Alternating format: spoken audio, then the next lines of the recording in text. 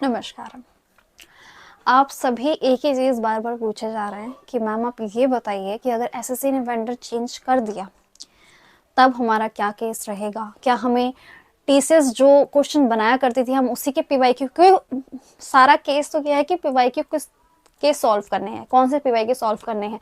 और एक ये भी डर है कि अगर न्यू वेंडर ने आके जो पेपर का पैटर्न है उसे टफ कर दिया या जीके क्वेश्चन किस तरह होंगे या फिर हम किस तरह प्रिपरेशन करें।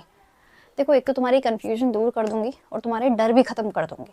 इस वीडियो को एंड तक आराम से सुन लो। सुनने का काम है, कुछ भी नोट करने का काम नहीं होगा ऑब्वियसली, क्योंकि इन्फॉर्मेशन प्रोवाइड करनी है। एक चीज़ समझो, अभी तक ये डिसाइड नहीं हुआ है कि वेंडर कौन सा होगा।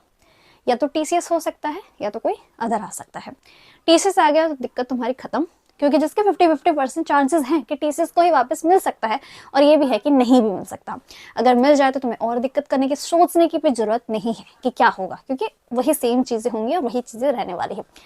आपका ये वाला केस, अगर दूसरा वेंडर आया, अब इसके केस सुनिए, या तो वो ये करेगा कि लेवल बढ़ा देगा या तो वो ये करेगा कि लेवल कम कर देगा। मतलब कि जिस लेवल पे टीसीएस क्वेश्चन पूछा करता था उससे ऊपर लेवल के क्वेश्चन लगेगा, या फिर जिस तरीके से टीसीएस क्वेश्चन पूछा करता था उससे नीचे लेवल के पूछ लगेगा।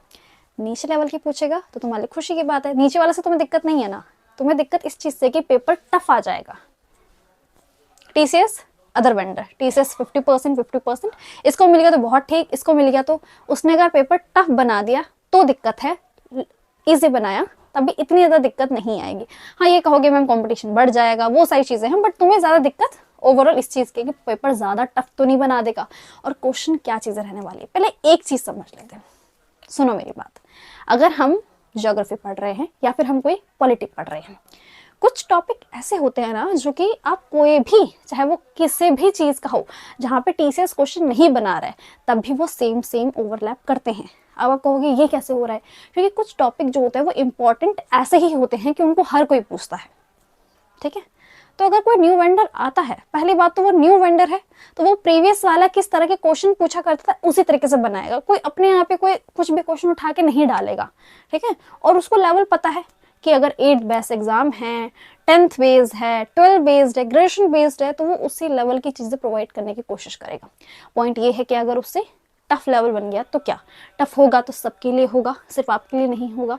कंपटीशन उतना ही ज्यादा टफ होगा। ठीक है, ये चीज क्लियर है।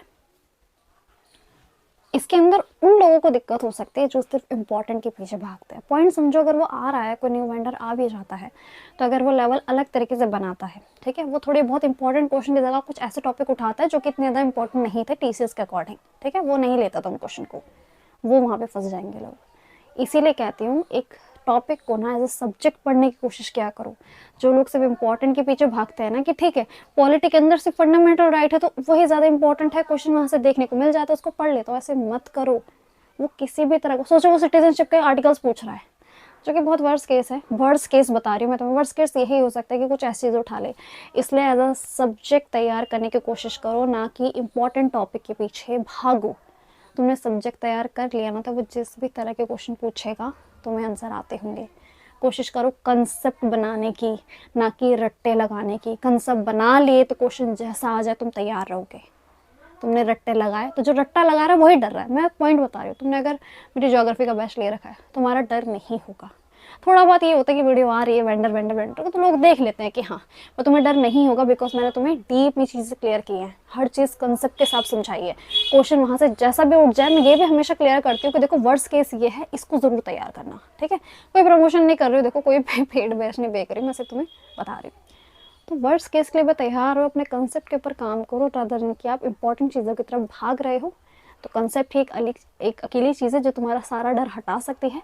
बाकी ये डाउट रहेगा कि मैम पीवाईक्यू क्या लगे, देखो अगर पीवाईक्यू नहीं लगाओगे टीसीएस वाले, ठीक है, तो क्या होगा, कोई अदर ऑप्शन है तुम्हारे पास?